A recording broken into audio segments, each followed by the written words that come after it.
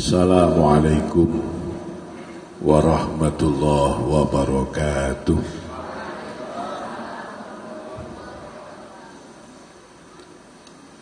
Bismillahirrahmanirrahim. Alhamdulillahilladzi an'amana bi ni'matil hurriyah. Allahumma shalli wa sallim wa barik wa karrim wa abdim wa tarahham wa tahannan ala sayyidina wa habibina wa maulana Muhammad alladzi faddalahu birrisalati wan nubuwah wa ala alihi wa azwajihi wa ashabihi wa man tabi'ah. Amma ba'd, usini wa iyyakum bitaqwallah faqad fazal muttaqun. Rabbana iftah bainana baina qaumina bil haqq wa anta khairul fatihin. Rabbana la ilma lana illa ma 'allamtana innaka antal alimul hakim. Rabbi a'udzu bika min hamazati syayatin wa a'udzu bika rabbi an yahdurun.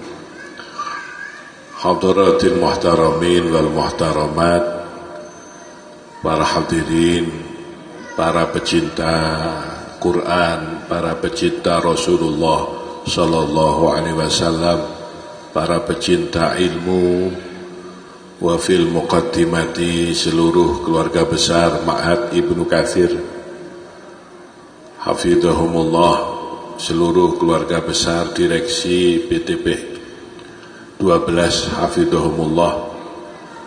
Alhamdulillah, saya bersyukur kepada Allah bisa silaturahim dengan panjenengan semua di bulan yang mulia, bulan Dzulqa'dah, salah satu bulan yang dimuliakan Allah. Minha arba'atun hurum, dari 12 bulan itu ada 4 bulan yang dimuliakan Allah. 1 bulan Dzulqa'dah, 2 bulan Dzulhijjah, 3 bulan Muharram, yang keempat adalah bulan Rajab. Mohon maaf Bapak Ibu, ini banyak orang tidak paham.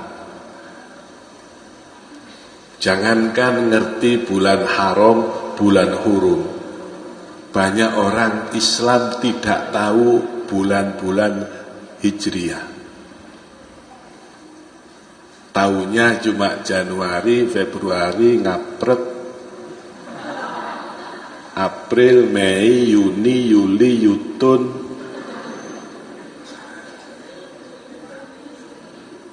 Ini bulan Dzulqa'dah, salah satu bulan yang dimuliakan Allah. Bulannya barokah, majelisnya majelis barokah, majelis ilmu, majelis Quran. Waktunya juga barokah, yaitu pagi hari. Rasulullah mendoakan umatnya spesial untuk pagi hari. Apa? Allahumma barik ummati fi bukuriha. Ini doa Rasulullah. Agak belakang sini. Matur nuwun, makasih ya. Alhamdulillah. Sudah, sini aja.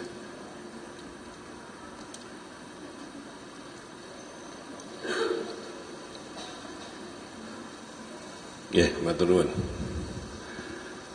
Ini doa Rasulullah insyaallah untuk panjenengan semua. Rasulullah mendoakan, Allahumma ya Allah, barik ummati, barokahkan umatku, fi bukuriha, di dalam pagi harinya. Jadi pagi ini barokah. Subhanallah, mudah-mudahan hidup kita barokah, negara kita barokah, sehingga bisa menjadi lebih baik dalam usia yang 71 tahun. Ternyata Indonesia ini sudah agak tua, Pak. 71 tahun. Saya yakin Allah sayang kepada Indonesia.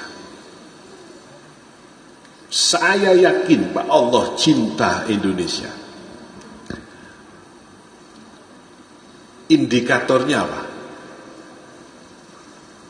Sesuatu itu harus pakai indikator, harus pakai ukuran.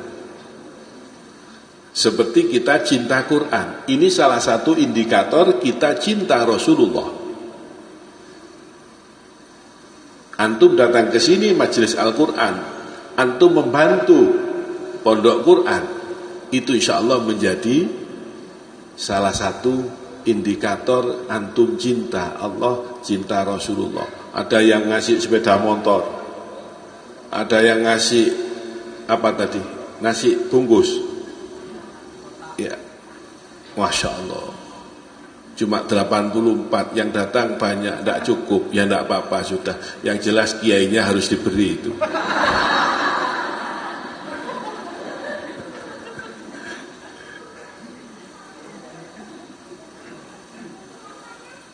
Saya memang datang ke sini untuk cari barokah.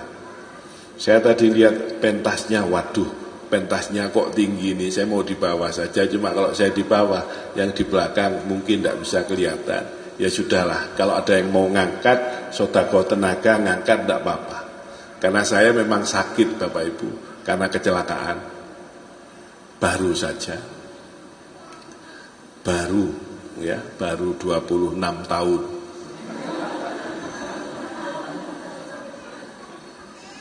Iya, saya sakit ini 26 tahun karena kecelakaan.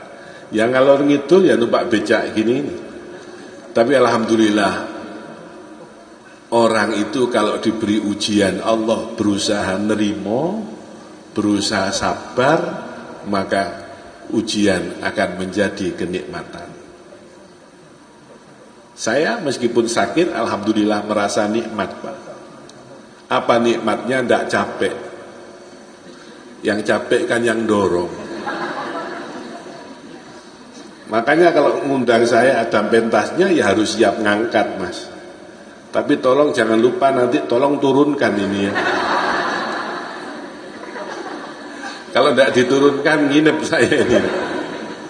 Saya sering pengajian Pak, kapan hari di Jenggawa, itu pentasnya 4 meter. Diangkat tidak kuat, dicarikan tampar Bu. Dikerek seperti bendera merah putih itu. Kalau di Madura lain lagi, saya pengajian di lapangan, ribuan orang yang datang, tapi tidak pakai terop. Yang pakai terop cuma di pentas. Ketika pengajian berlangsung, hujan deras tiba-tiba turun. Semua orang lari semburat buyar. Saya sendirian Pak.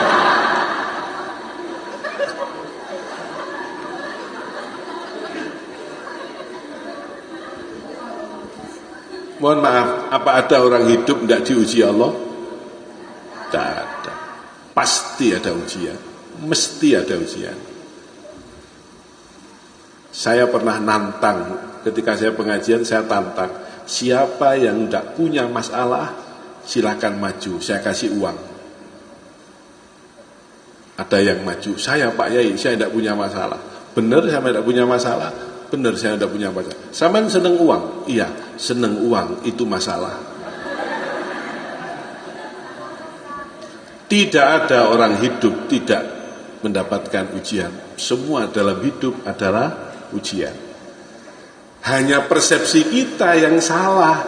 Kita ini menganggap ujian itu hanya sesuatu yang tidak enak. Sehingga orang menganggap sakit itu ujian, padahal sehat pun ujian. Orang menganggap miskin itu ujian, padahal kaya pun ujian. Ada orang diuji dengan kekayaannya, justru kaya dia bingung Pak, tidak bisa tidur. Anaknya kena narkoba, padahal kaya, uangnya banyak, tidak bisa tidur. Ngungsi di Hotel Aston. Ingin bisa tidur, ngungsi di Hotel Aston. 1,5 juta per malam. Sampai jam 12 malam, gelibak-gelibek, tidak bisa tidur. Akhirnya dia keluar dari Hotel Aston. Kaget di depan Hotel Aston, ada tukang becak tidur di atas becaknya. Dengan nyenyak sampai ngorok. Cuma kemulan sarung. Orang kaya ini heran, ya Allah betapa nikmatnya bisa tidur. Saya tidak bisa tidur. Di dalam kamar AC, kasurnya spring bed. Akhirnya tukang becak ini dibangunkan, diajak ngomong, diajak ngobrol. Maaf Pak, saya ganggu sebentar. Ada apa Pak? Mau kemana? Mari saya antar. Enggak, saya enggak mau kemana-mana. Saya cuma ingin ngobrol. Akhirnya dibelikan gorengan, rokok, sama kopi. Ada apa Pak? Saya ini di dalam nggak bisa tidur, di rumah nggak bisa tidur. Saya ngungsi ke sini. Bapak kok bisa tidur nyenyak di atas becak? Kata tukang becak, Bapak ingin tidur nyenyak seperti saya? Iya Pak. Tolong beritahu caranya. Silahkan Bapak becak dulu. Kalau Bapak becak sudah capek, nanti Bapak akan bisa tidur juga. Jadi ternyata dalam hidup ini semuanya adalah ini passwordnya. Ini passwordnya. Dalam hidup semuanya adalah ujian. Jabatan adalah ujian. Istri, anak adalah ujian. Kita ada di negara yang luar biasa. Indonesia ini negara yang sangat dicintai Allah. Apa ukurannya? Satu, Allah memerdekakan Indonesia memilih hari, Bapak Ibu. Dan ini mohon maaf, banyak umat Islam tidak tahu.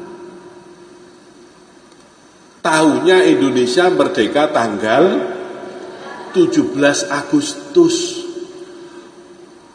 Padahal ada sesuatu yang seharusnya difahami. Indonesia ini dimerdekakan Allah 17 Agustus 45, itu ternyata hari Jumat. Luar biasa. Jumat itu apa? Sayyidul Ayyam. Inna afdalal ayyami indallah yaumul Jum'ah. Rawahu Muslim, hadis sahih. Ya. Hari yang paling utama, mulia di sisi Allah adalah hari Jumat. Makanya di Quran ada surat Jumat. Surat Sabtu tidak ada. Senin, Selasa tidak ada. Apalagi Selasa Kliwon, Rebu Manis tidak ada. Kiamat terjadi hari Jumat. Indonesia merdeka hari Jumat. Ini salah satu indikator. Saya yakin Indonesia memang negara yang dicintai Allah. Belum cukup, belum. Jumat itu ternyata 17 Agustus, 9 Ramadan, itu ternyata berada di bulan Ramadan. Indonesia ini ternyata merdeka hari Jumat bulan Ramadan, 9 Ramadan. Ini harus diungkap. Ini harus diceritakan. Bulan Ramadan, bulan yang penuh kemuliaan. Makanya Bung Karno dan Bung Hatta itu mengumumkan, memproklamirkan kemerdekaan tanggal 10, jam 10, tanggal 9 Ramadan, itu terburu-buru Jumatan, Pak. Itu terburu-buru Jumatan. Bapak Ibu tahu, Bung Hatta itu anaknya Kiai, Pak. Abahnya, bapaknya Bung Hatta, itu pemilik pesantren di Padang, Sumatera Barat. Itu anaknya Kiai.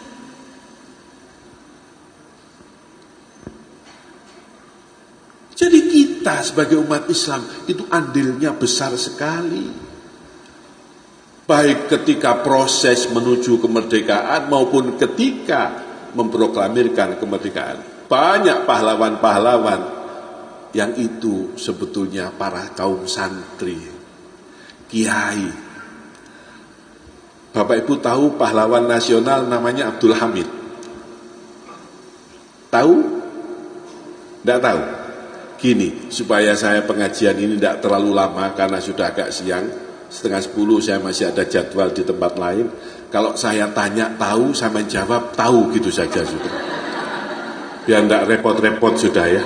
Pokoknya saya tanya tahu gitu sudah. Ketika ditanya, tahukah pahlawan nasional yang namanya Abdul Hamid? Orang tidak tahu. Tahu apa enggak? Nah, ya sudah, sip. Siapa pahlawan nasional? Itu kiai, namanya Abdul Hamid. Orang tidak tahu. Tapi ketika disebut atau digambarkan pahlawan nasional yang namanya Abdul Hamid itu, kalau digambarkan di buku sejarah, orangnya naik kuda, pakai jubah putih, pakai serban putih seperti begini, orang tahu Diponegoro. Itu kiai. Makanya kiai itu peranannya dalam masyarakat mulai dulu teruji, Pak. Mohon maaf ya, makanya kiai itu tarifnya mahal, Bu. Mohon maaf, Pak. Jadi kalau ngundang kiai itu harus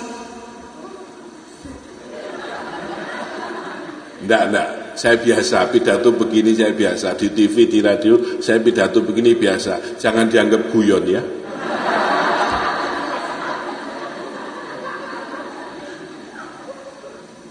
Dosa Bapak Ibu, kalau ada kiai, ustadz diundang pengajian kok mengharapkan disangoni, itu dosa, tidak boleh. Mohon maaf Ustadz Agus, kalau ada kiai kok diundang ngarepno, niatnya ngarepno disangoni, itu dosa. Tapi lebih berdosa kalau mengundang kiai tidak disangoni.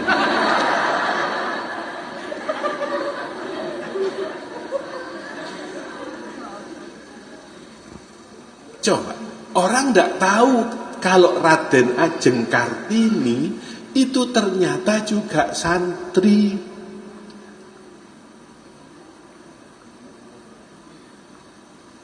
Raden Ajeng Kartini itu hanya disebut dalam buku sejarah. Terjadi pembeloan, Pak. Sejarah Indonesia ini terjadi pembeloan. Dan itu dilakukan, mohon maaf, dengan sistematis. Makanya sekarang kami dari kalangan pesantren sedang merumuskan pelurusan sejarah bagaimana sepak terjang kaum pesantren, baik kiai maupun santri dalam proses kemerdekaan. Sedang kita susun, alhamdulillah sudah hampir jadi. Nanti kalau sudah jadi, antum saya kasih, sudah gratis. Gratis, hanya ganti ongkos cetak. Raden Ajeng Kartini orang tahunya adalah tokoh emansipasi wanita. Beliau itu santrinya Kiai Soleh Darat Semarang. Satu perguruan dengan buyut saya. Buyut saya Kiai Siddiq itu mondoknya di Kiai Soleh Darat. Itu bersama dengan Raden Ajeng Kartini. Seperti Bung Hatta.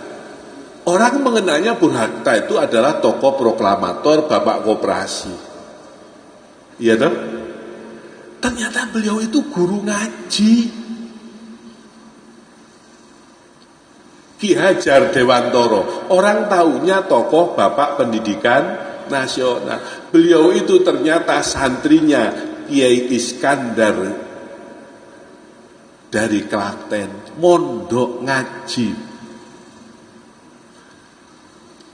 Ini fakta yang harus diungkap.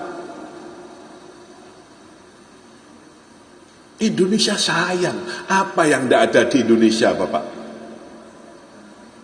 Alhamdulillah Allah mengizinkan saya pernah ke Jepang. Saya pernah ke Korea. Saya pernah ke Amerika. Saya pernah ke Singapura. Tidak ada negara seindah, sekaya Indonesia, Bapak Ibu. Di Singapura itu orang kalau mau nanam padi itu di atas gedung, Pak.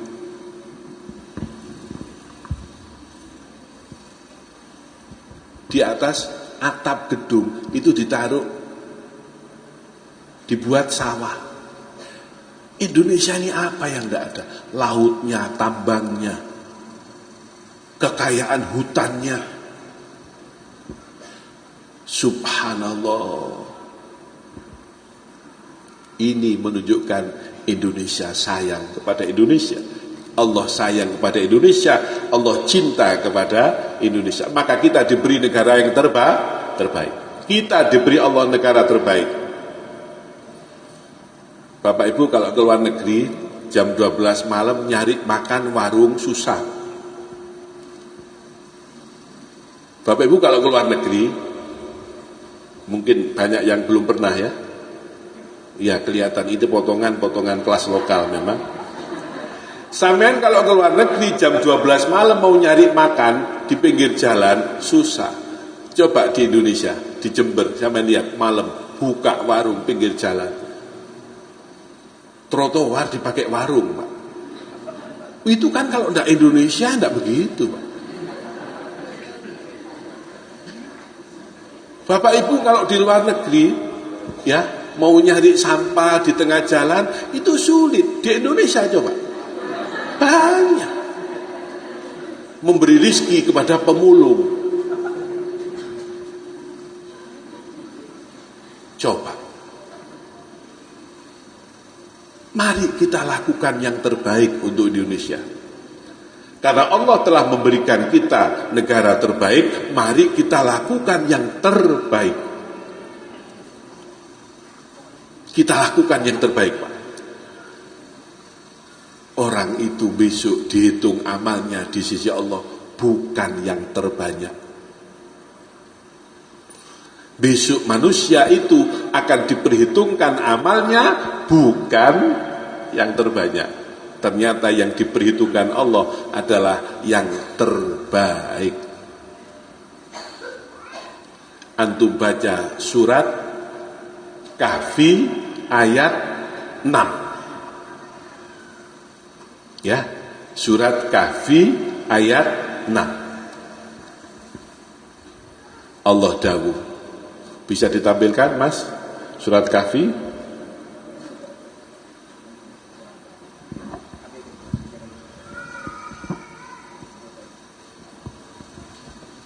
A'udzu billahi samil alim minasyaitonir rajim. Bismillahirrahmanirrahim. Saya baca bukan karena tidak hafal, tapi saya khawatir dia diarani sombong ya. Bukan karena tidak hafal, saya khawatir diarani sombong. Jadi saya buka ini. Allah dawuh apa? Inna ja'alna ma'alal ardi zinatan laha. Allah menjadikan bumi ini perhiasan.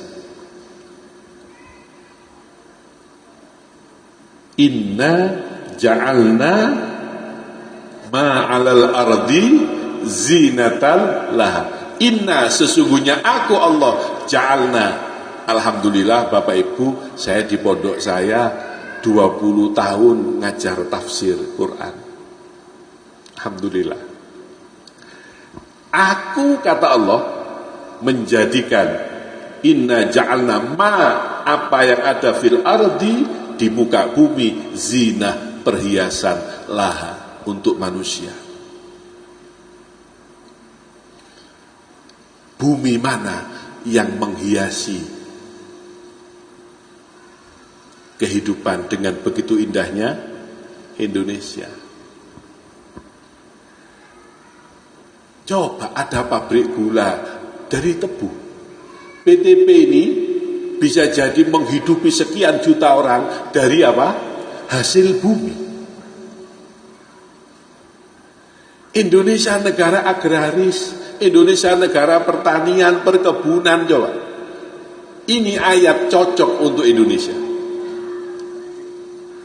PTP ini bisa jaya karena kopi, ada yang karena kakao, ada yang karena coklat. Ini ayatnya. Allah menjadikan Indonesia ini zinah sebagai perhiasan. Di luar negeri tidak ada pun negara seindah Indonesia, Pak. Lautnya ya Allah, pasir putih, Papua, coba. Indah sekali. Rembangan bukit. Itu zina. Terusannya ayat itu apa? Linabluwahu ayyuhum ahsanu amala. Maka Allah akan menguji kamu. Ayyuhum, siapakah di antara kamu ahsanu amala, yang paling baik amalnya. Coba. Jadi besok itu yang dihitung Allah bukan amal terbanyak, tapi amal yang terbaik. Antum tahu Bapak Ibu, Kanjeng Nabi hajinya berapa kali? 1 kali. Umrohnya 2 kali, ada yang mengatakan 3 kali. Coba. Bukan terbanyak, terbaik. Kanjeng Nabi itu hajinya hanya 1 kali. Tapi beliau melakukan yang terbaik untuk negaranya, untuk bangsanya, untuk umatnya. Saya heran, orang Indonesia ada yang haji tiap tahun. Itu niru siapa?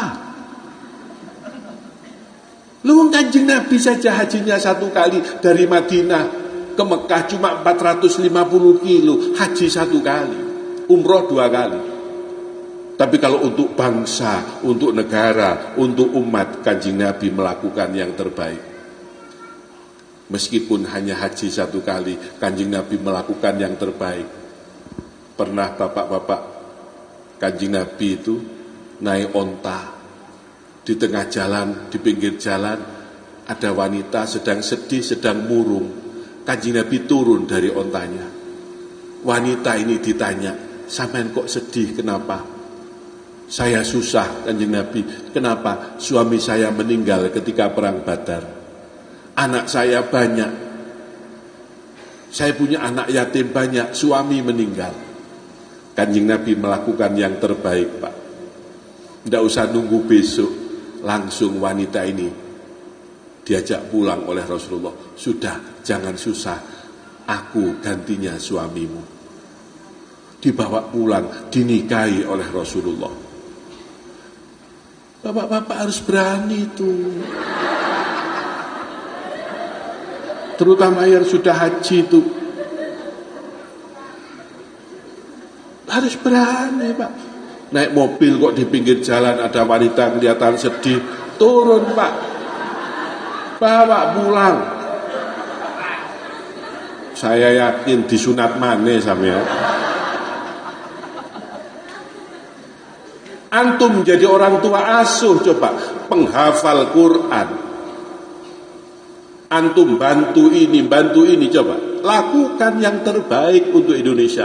Dan mohon maaf, Ibnu Katsir sudah melakukan yang terbaik untuk Indonesia, membarokahkan Indonesia dengan Quran. Allahu Akbar, Allahu Akbar. Tidak main-main loh, Pak. Kalau kita ngaku cinta Indonesia, jangan berbuat maksiat di bumi Indonesia. Banyak orang ngaku cinta, mensyukuri kemerdekaan, tapi mohon maaf, dia tidak mensyukuri kemerdekaan, dia justru mengkufuri kemerdekaan dengan cara mengadakan maksiat. Bukan itu mensyukuri kemerdekaan. Indonesia ini merdeka karena dimerdekakan Allah hari Jumat bulan Ramadan. Bagaimana mungkin kita sekarang mengisi kemerdekaan dengan maksiat? Kalau ngaku cinta Indonesia, jangan mengotori bumi Indonesia dengan maksiat. Saya mau tanya, Indonesia negara kaya apa miskin? Kaya. Yakin? Penduduknya banyak yang miskin apa banyaknya kaya? Mayoritas masih miskin, Pak. Saya pengajian ke pelosok-pelosok desa, ya Allah, ada yang 20 tahun membangun rumah tangga, rumahnya gedek, Pak. Saya pernah diundang di kebun Malangsari itu, kebun blater, ya. Indonesia ini negara kaya. Jangan mengotori dengan maksiat. Bagaimana mungkin Indonesia akan barokah? Setiap 17 Agustus konteksnya mensyukuri kemerdekaan, tapi prakteknya maksiat di mana-mana. Tiap kampung ngadak dangdutan. Tiap kampung Bu ngadak dangdutan. Ngono sampean yo urun. Jangan mau. Berapa itu biayanya? Kalau ngadakan pentasan, dangdutan, berapa biayanya? Mereka berani bayar mahal. Untuk maksiat mereka berani bayar mahal. Ngeluarkan uang banyak untuk maksiat tidak berat. Ngeluarkan untuk pahala, untuk ibadah, mohon maaf, banyak orang hitungan. Untuk maksiat orang tidak hitungan. Untuk dunia orang kadang tidak hitungan. 1 juta tidak berat untuk dunia. Antum punya mobil, nyervis mobil, ngetap, uli dan sebagainya, 1,5 juta tidak berat. Berani antum ngasih kiai pengajian 2 juta, berani. Berani antum, bismillah sudah, ngisi kalingan masjid, bismillah 2 juta. Tidak akan berani, saya juga tidak berani kok.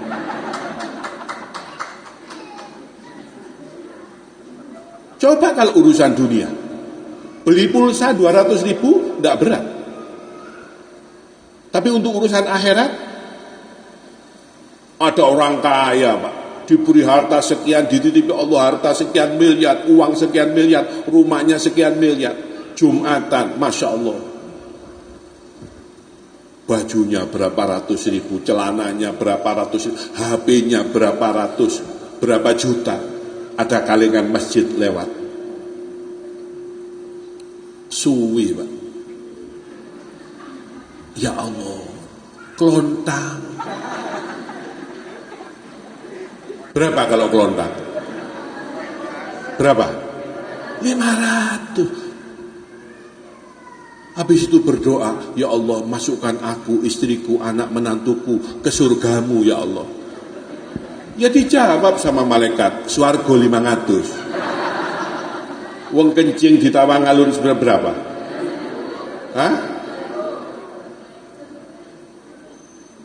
Akhirnya Allah membuat perhitungan. Ada orang kaya medit, ada kalengan masjid, dia mengeluarkan dompet, masukkan kalengan masjid, buka dompet, masukkan kalengan masjid uang 5.000. Dompetnya dimasukkan lagi. Tiba-tiba orang yang di belakangnya megang pundaknya. Orang kaya ini noleh. Ada apa Pak? Mohon maaf, ternyata orang yang di belakangnya ngasih uang 200.000. Diberikan sama orang kaya ini, terus dimasukkan ke kaleng masjid. Orang kaya ini mikir, ya Allah, aku yang sekaya ini, termasuk direksi PTB, ngelboni kalengan masjid 5.000, yang di belakang ini ngasih 200.000, berapa aset dia berapa? Berapa asetnya? Saya yang kaya ini hanya 5.000, yang di belakang saya penasaran Pak, penasaran Bu. Habis sholat Jumat, orang yang belakang ini dijak ngobrol, maaf Pak, Bapak kerjanya apa? Saya supir. Benar Bapak supir? Benar saya supir. Kenapa Pak? Enggak, saya ini heran. Kok Bapak masukkan uang ke kaleng Jumatan sampai 200.000? Masa Bapak? Iya saya supir. Lah kok Bapak masukkan uang ke kaleng Jumatan 200.000? Yang masukkan uang ke kaleng Jumatan 200.000 siapa Pak? Lah tadi Bapak kan ngasih uang ke saya 200.000. Itu kan bukan uang saya. Terus uang siapa? Tadi kan Bapak ngeluarkan dompet. Itu uangnya jatuh. Saya kembalikan ke Bapak. Saya juga heran. Loh kok malah dimasukkan lagi ke kaleng Jumat? Berarti Bapak ini memang loman. Orang kaya ini langsung kaget. Jadi itu uang saya? Iya Pak. Langsung tensinya naik Bu. Hati-hati. Hidup ini saya mau tanya ya. Hidup ini sebentar apa lama? Sebentar. Ada orang tidak sakit mati? Masih muda mati? Saya punya santri, Pak. Santri saya pulang jadi kiai. Punya santri. Itu pidato, Pak, pengajian. Santri saya masih muda, wong santri saya. Habis pengajian minum air.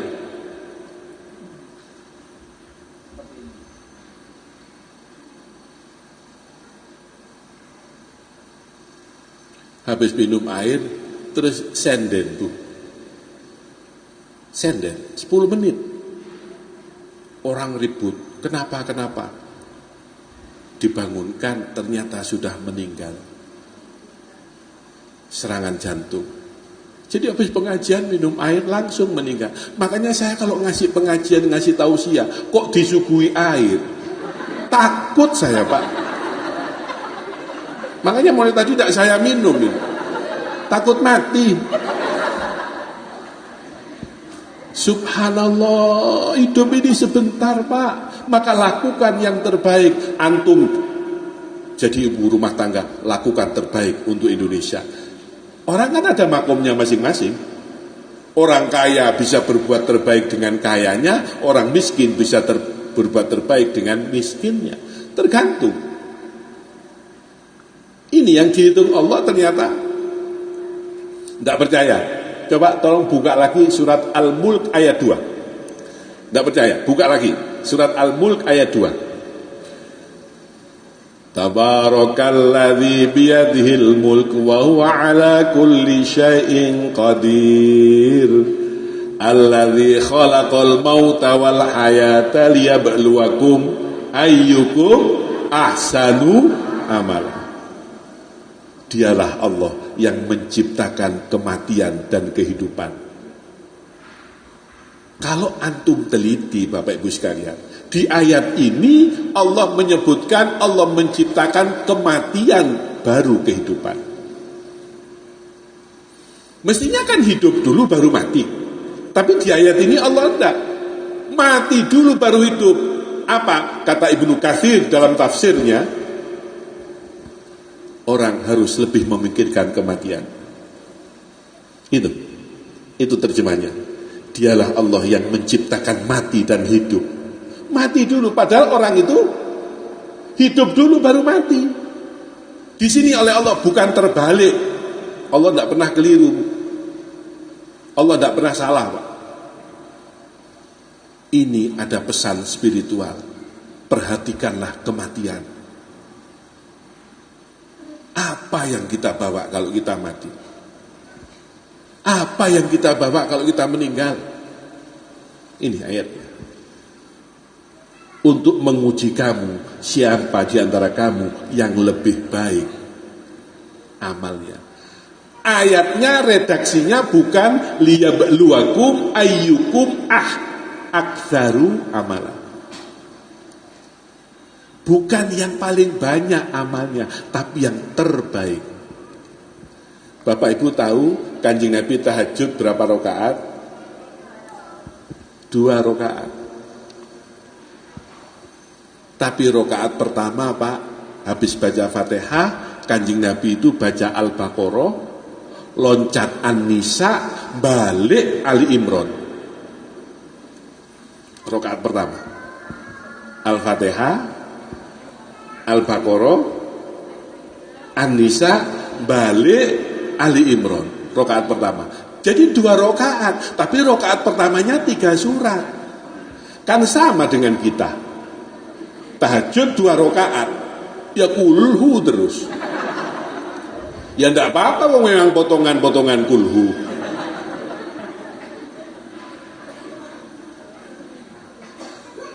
Suruh ngaji enggak mau. Baca Quran males. Berapa menit waktu kita untuk Quran? Berapa jam untuk TV, Twitter, Facebook, WhatsApp? Coba. Berapa menit waktu kita untuk Allah? Berapa ratus ribu untuk agama? Berapa juta untuk senang-senang. Subhanallah. Maka orang hidup perlu namanya kecerdasan spiritual. Itulah yang sebetulnya dibutuhkan di Indonesia. Indonesia ini butuh kecerdasan spiritual. Kalau kecerdasan intelektual, banyak profesor di Indonesia, banyak orang pintar, tapi sedikit orang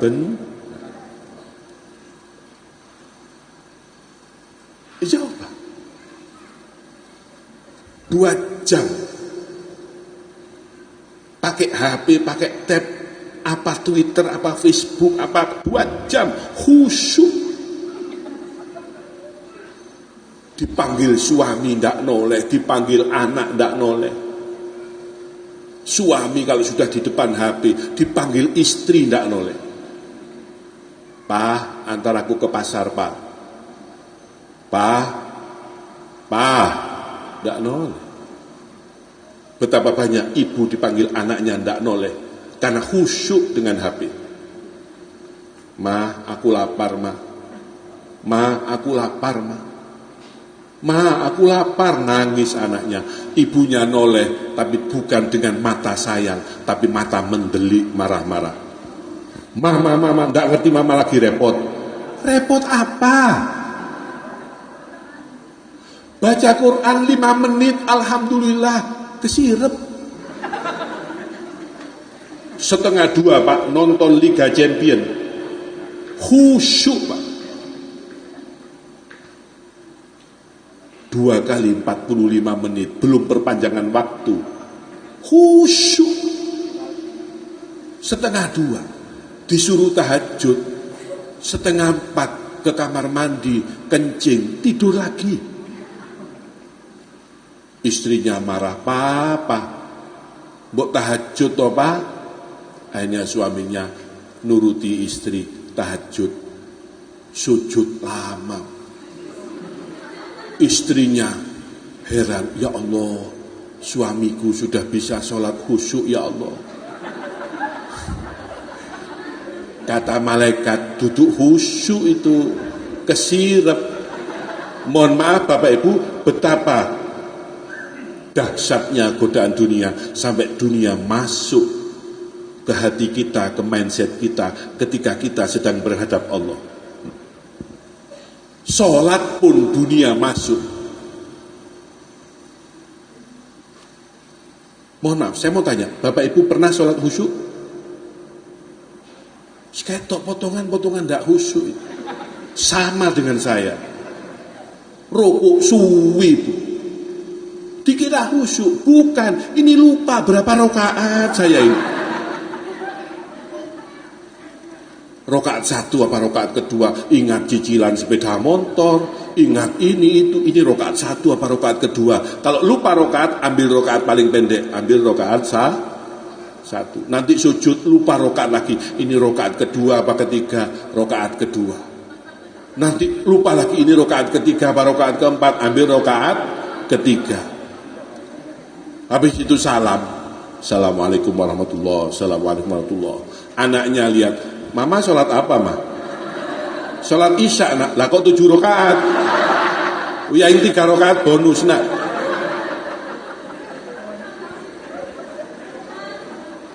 Mohon maaf, kecerdasan spiritual sangat diperlukan dalam hidup yang singkat. Kecerdasan spiritual sangat diperlukan untuk mengisi kemerdekaan. Kalau sampean ingin tahu gambaran Indonesia di ayat lain, jangan dikira Quran tidak ada ayat tentang Indonesia. Mas, coba tampilkan Mas, surat An-Nahl ayat 112. Ini gambaran Indonesia. Sampean kira Indonesia ini tidak ada di Quran? Surat An-Nahl ayat 112. Wa dharaballahu mathalan qaryatan. Ayatnya dulu Mas. Nih.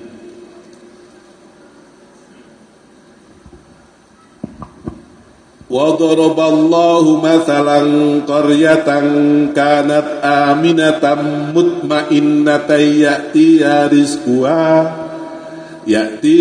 rizquha ragadan min kulli makanin fakafarat bi an'amillah fadzaqahallahu libasal ju'i wal khaufi bima kanu yasna'un. Coba. Allah membuat perumpamaan suatu negara yang kaya, makmur, subur, makmur. Apa itu katanya orang Jawa, Pak? Gemah ripah loh jinami. Ini Allah menjadikan qaryatan aminatan mutmainatan ya'tiha rizquha ragadan min kulli makan. Rizkinya meluncur min kulli makan, dari semua.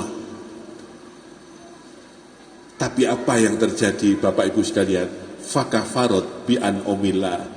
Banyak orang mengisi kemerdekaan, katanya mencintai Indonesia, tapi fakafarot bi an'umillah. Dia justru mengkufuri nikmat itu. Disuruh sholat, tidak mau sholat. Ada masjid, tidak mau jamaah.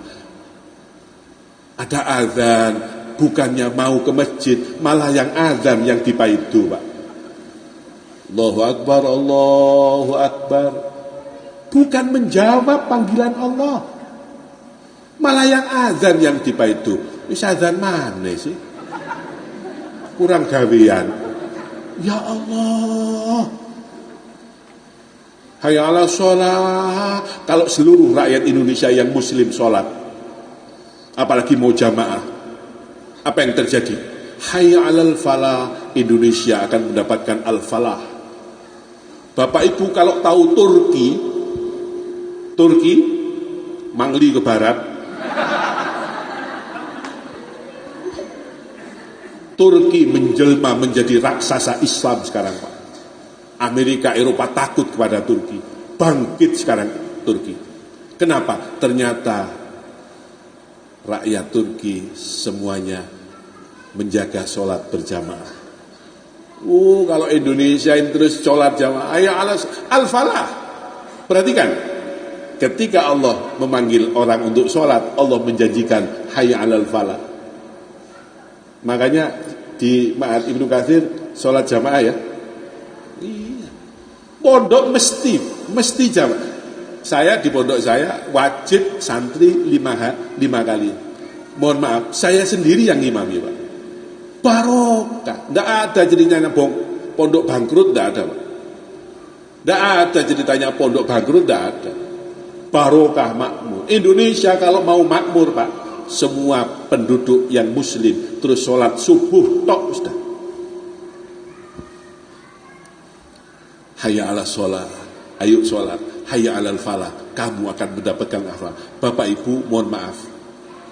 Ingin hidup barokah, rizki barokah, rumah tangga barokah, saya minta tolong satu. Saya minta tolong satu. Untuk Indonesia yang kita cintai, untuk Indonesia yang barokah, saya minta tolong satu. Sanggup? Sanggup? Tolong maghrib isya matikan TV. Maghrib isya tolong matikan TV.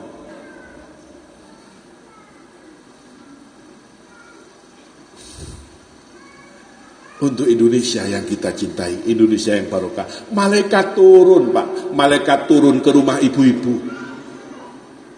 Rumah akan terasa tenang, nyaman, adem, damai. Mohon maaf, sekarang betapa banyak orang tidak kerasan di rumahnya, Bapak Ibu. Mohon maaf, ini jam berapa, Mas, sekarang? Ya? 8:30 kurang. Ini sampai jam berapa biasanya? Sampai jam 9. Ini kalau saya terangkan agak lama ini. Nggak capek? Saya yang capek. Saya tadi malam pulang pengajian jam 11. Subuh sudah ngopeni anak-anak santri. Jadi agak ngantuk. Untuk Indonesia yang kita cintai, Pak, lakukan maghrib isya. Rumah tangga kita akan tenang. Malaikat datang, Bu. Ketika kita baca Quran, kita zikir, malaikat datang. Apakah malaikat datang membawa ketakutan, kecemasan? Malaikat datang membawa ketenangan batin, ketenangan hati. Betapa banyak sekarang rumah tangga tidak ada ketenangan, padahal rumahnya mewah, Pak. Rumahnya bagus, tiap kamar ada AC-nya, ruang tamu ada AC-nya, jeding-jeding ada AC-nya.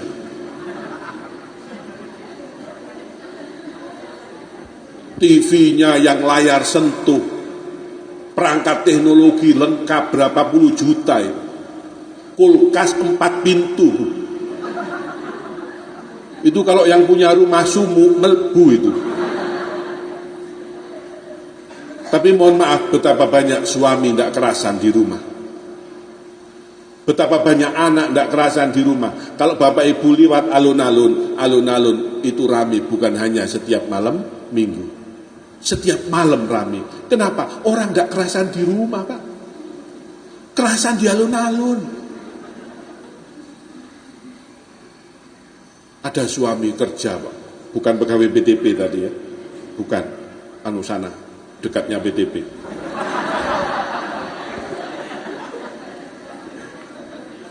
Itu kerja sampai jam 5, jam 6 tidak pulang. Ditanya sama temannya, antum kok tidak pulang sudah jam sekian? Enggak, Pak. Saya di kantor aja sudah. Pura-pura ada lembur. Kenapa? Akhirnya mau cerita. Saya itu kalau pulang ketemu anak mesti marah. Ketemu istri mesti marah. Makanya saya menghindari perang Baratayuda itu. Saya di kantor saja. Padahal istrinya juga tidak jelek, Pak. Ya ini sebabnya. Ketika kita hidup meninggalkan Quran. Saya beri bonus ya, ini sudah ya. Ini Indonesia sudah ya. Fakafarat bi an'umillah. Ini, kalau kita hidup mengkufuri nikmat kemerdekaan, apa yang terjadi? Fa'adzaqahallahu libasal ju'. Maka Allah akan menurunkan kelaparan. Wal khaufi, kecemasan. Banyak orang tidak tenang sekarang. Mohon maaf ibu, betapa banyak sekarang anak lebih senang tidak ada orang tuanya. Anak lagi nonton TV, ibu. Anak lagi main PS, ibunya datang. Gereng. Anaknya itu bukan menyambut, cuma begini tok, Pak. Tuh, tukang geger teko. Dia lari masuk kamar. Dia lebih senang di mall dengan temannya. Dia lebih senang curhat Facebook dengan temannya daripada ngobrol dengan orang tuanya. Maghrib Isya, tolong matikan TV. Ada azan, ya Allah, kita tidak mau jawab, Pak. Coba kalau ini yang bunyi, Pak Samsung atau Bu Nokia. Kalau yang bunyi Pak Samsung, yang manggil Pak Samsung atau Bu Nokia, begitu bunyi pertama langsung kita angkat. Halo. Kalau yang manggil Allah, kita tidak jawab.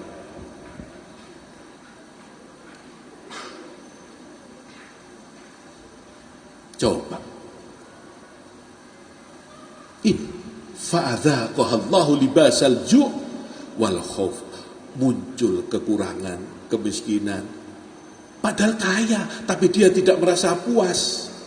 Miskin itu bukan berarti miskin bukan hanya miskin tapi bisa jadi miskin hati.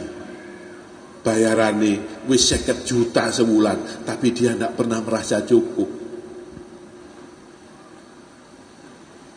Wal khauf, kecemasan.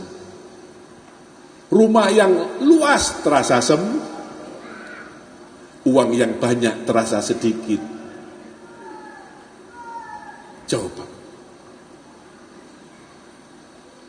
Inilah kecerdasan spiritual yang diperlukan. Jadi seperti anak-anak mahasantri di Ma'had Ibnu Katsir, ya Allah, ini membarokahkan bumi Indonesia dengan Quran. Antum yang membantu, membarokahkan Indonesia dengan Quran. Dan yakinlah Quran adalah sumber barokah, sumber ketenangan. Kanjeng Nabi itu kalau sumpek, Pak, Kanjeng Nabi itu dalam riwayat disebutkan, kalau sumpek Kanjeng Nabi itu nimbali sahabat yang mulia, namanya Ibnu Mas'ud radhiyallahu anhu.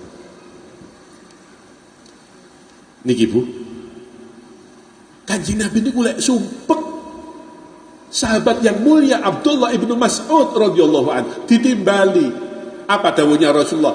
Ya ibnu Mas'ud, iqra'il Qur'ana li, bacakan Quran untuk aku. Aku sumpek Ibu. Bapak Ibu sering sumpek? Nggih. Ibu bapak sering sumpek? Nggih, ketok ini potongan-potongan sumpek. Saat ini sumpek. Boten, nanti pulang sumpek lagi.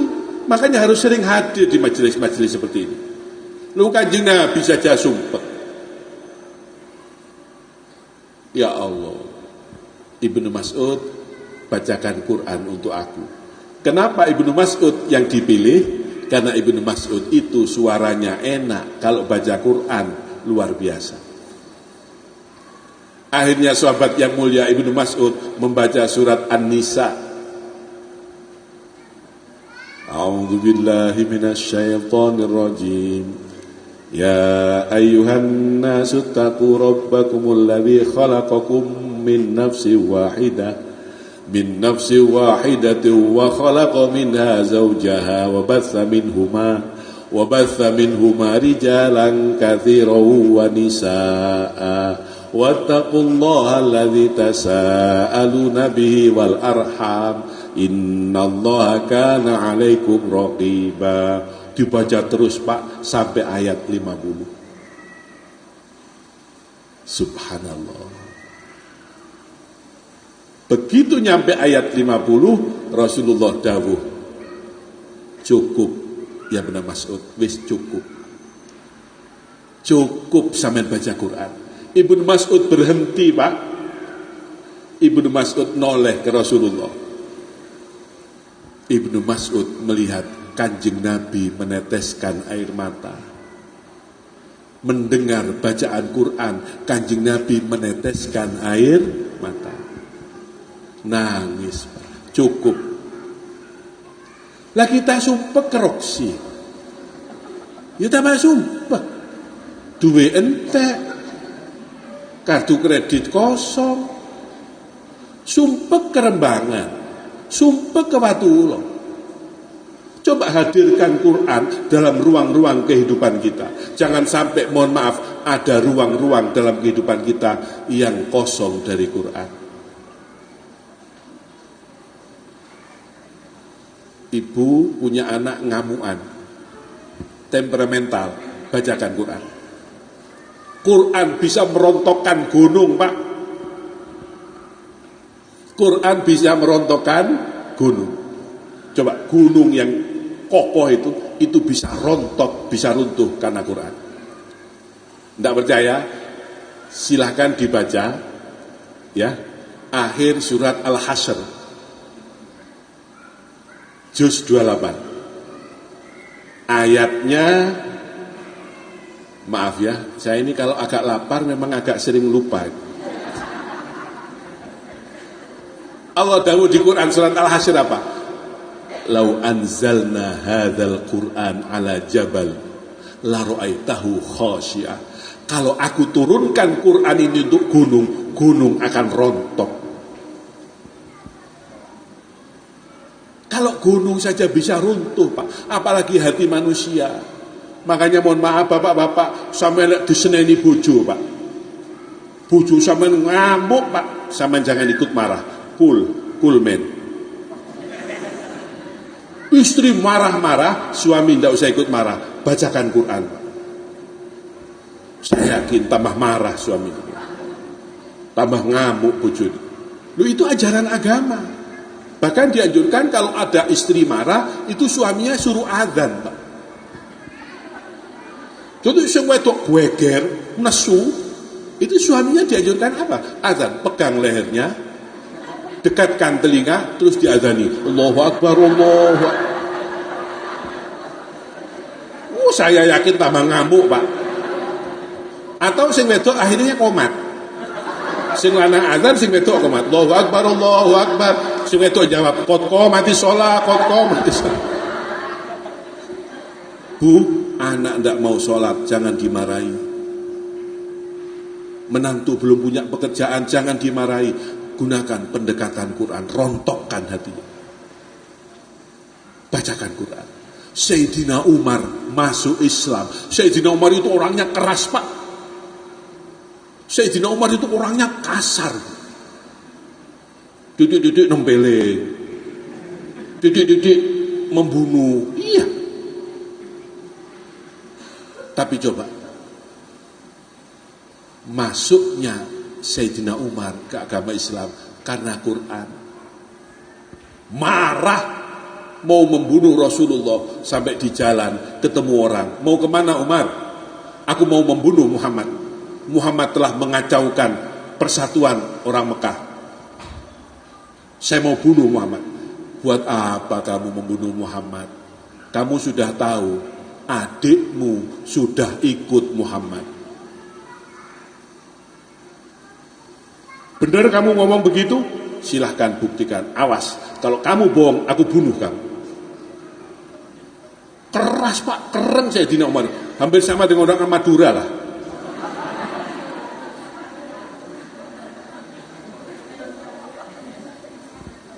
Akhirnya Sayyidina Umar balik kanan, tidak lagi mau membunuh Rasulullah, datang ke rumah adiknya, namanya Fatimah binti Khattab radhiyallahu anha.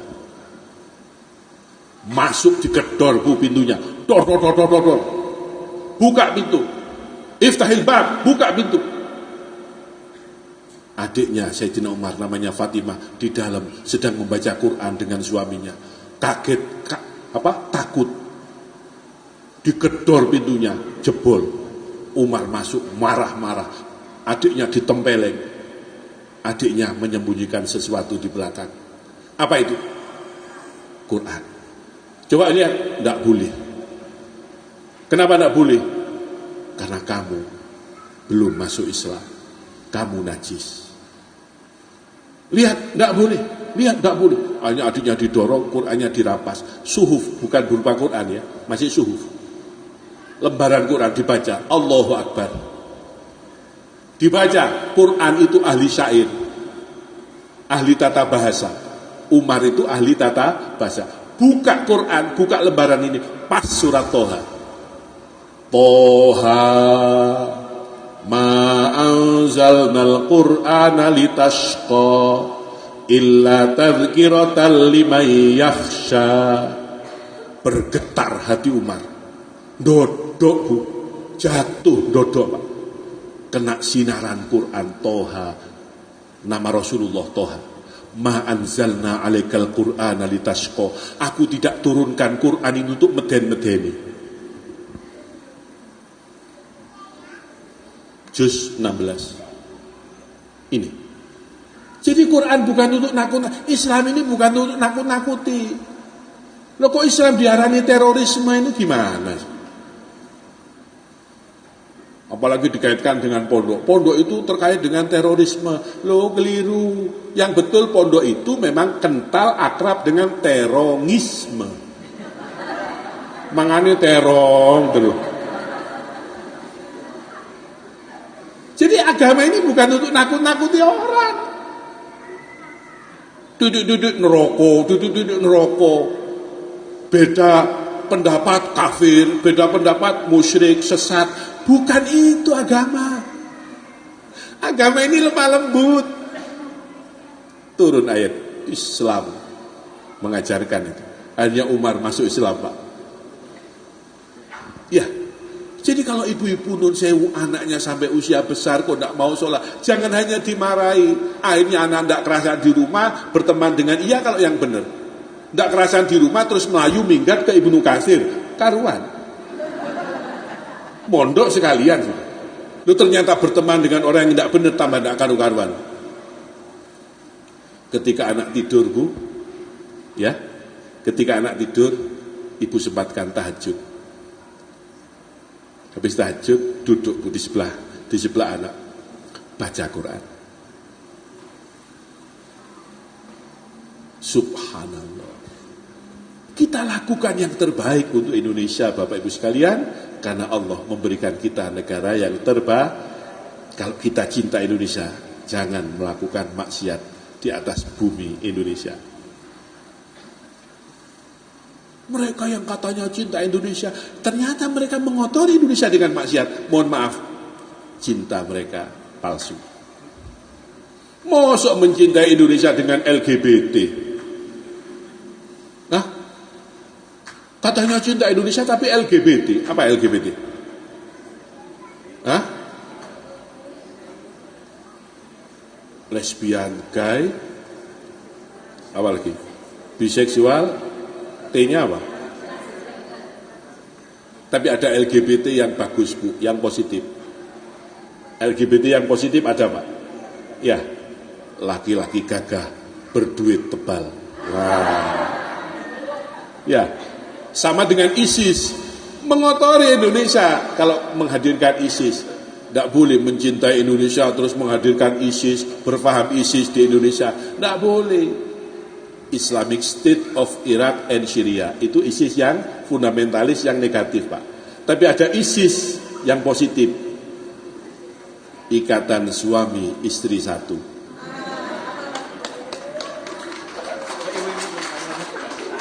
Walhasil kesimpulan, kita bersyukur ada Ma'had Ibnu Katsir, kita bersyukur ada pondok-pondok pesantren, kita bersyukur ada majelis Quran, ada majelis duha. Inilah yang sebetulnya cinta sejati Indonesia.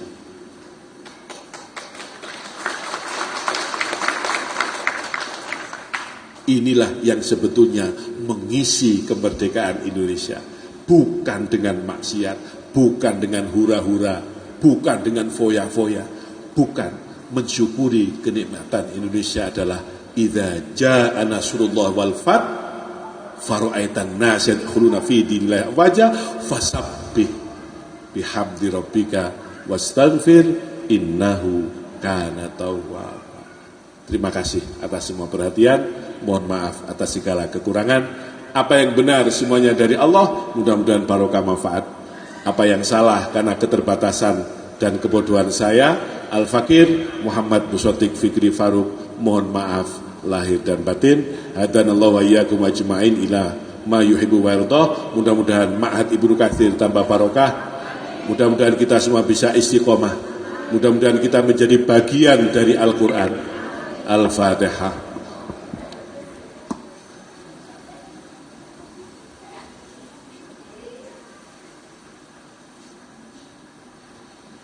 Mohon maaf Bapak Ibu lahir dan batin atas segala kesalahan ucapan, ketersinggungan perasaan. Saya mohon maaf lahir dan batin supaya tidak menjadi beban saya besok di hadapan Allah di akhirat. Terima kasih. Wallahu a'lam bishawab. Subhanakallahumma bihamdik asyhadu an la ilaha illa anta astaghfiruka wa atubu ilaik. Assalamualaikum warahmatullahi wabarakatuh.